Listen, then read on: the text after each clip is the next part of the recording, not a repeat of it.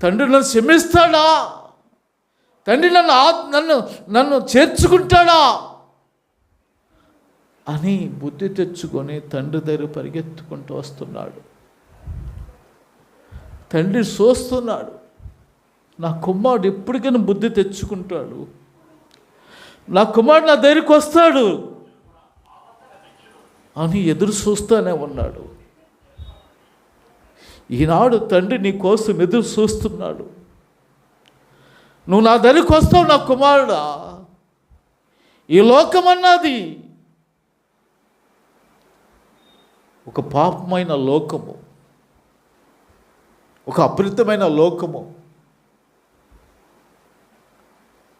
నా కుమారుడు వస్తాడని ఎదురు చూస్తున్నాడు. ఎక్కడి నుంచో చూస్తున్నాడు కుమారుడిని, ఎంతో దూరమున నుంచి. నా కుమారుడు వస్తాడండి, ఎప్పటికైనా వస్తాడు.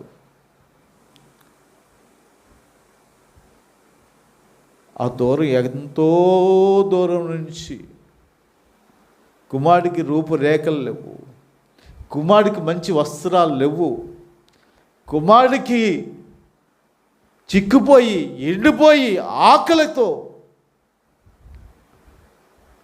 అనేక పరిస్థితులతో తండ్రిని ఎదుర్కొనటానికి పరిగెత్తుకుంటూ వస్తుంటే తండ్రి ఆకుతాడా? తండ్రి మౌనంగా ఉంటాడా? తండ్రి చూస్తూ ఉంటాడా? తండ్రి తన కుమారుడిని ఎదుర్కొంటూ వెళ్తాడు. తన కుమారుడు వాసన వస్తుంది, పందుల దగ్గరికి వచ్చే వాసన వస్తుంది, బట్టలు చినిగిపోయినాయి, కంపు అయినా కుమారుడిని ఎదుర్కొని కుమారుడిని వాటేసుకొని ముద్దు పెట్టుకున్నాడండి. ఒక పందుల దగ్గరికి వచ్చే వాసన, ఒక పాపమైన స్వభావం, ఒక లోకమైన స్వభావం వస్తుంటే నేను తోసివేస్తాడని అనుకుంటావా? ఈ నూతన సంవత్సరం నిన్ను చేర్చుకుంటానికి, ఈ నూతన సంవత్సరం నిన్ను ముద్దు పెట్టుకుంటానికి, ఈ నూతన సంవత్సరం నూతనైన వస్త్రాలు నీకు ఇయటానికి నిన్ను స్నానం చేపించాడు కుమారుణ్ణి, ఉంగరం తొడిగించాడు, ఒక నూతనమైన చెప్పుల జత సిద్ధపరిచాడు, ఒక రక్షణ వస్త్రం తన కుమారుడికి ఇచ్చాడు.